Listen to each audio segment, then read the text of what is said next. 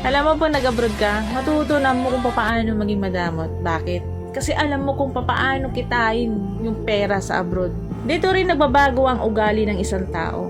Bakit? Dahil sa mga taong nakakasalamuhan nila na hindi nila kaugali. Dahil sa mga taong nakakasalamuhan nila na iba't iba ang pag-uugali. Karamihan sa mga tao sa Pilipinas at hindi naging OFW kailanman, hinuhusgahan nila yung mga tao na naging OFW na kesyo mayaman na kesyo nasa ibang bansa na kesyo nakahawak na ng pera, na kesyo gumaan ng buhay, lumaki ng bahay mayabang na.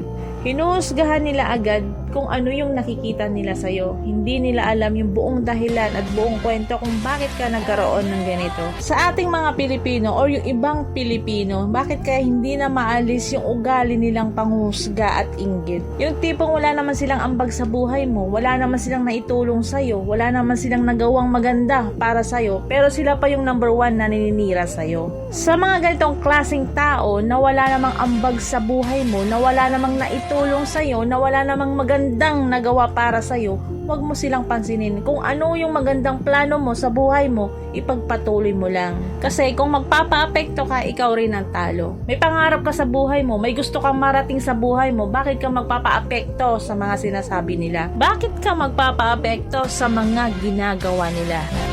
Hindi naman masama yung masyado kang matulungin, o kaya yung masyado kang mapagbigay sa pamilya mo. Ang masama doon, yung tulong ka ng tulong, wala na palang natitira para sa'yo. Unahin muna ang sarili bago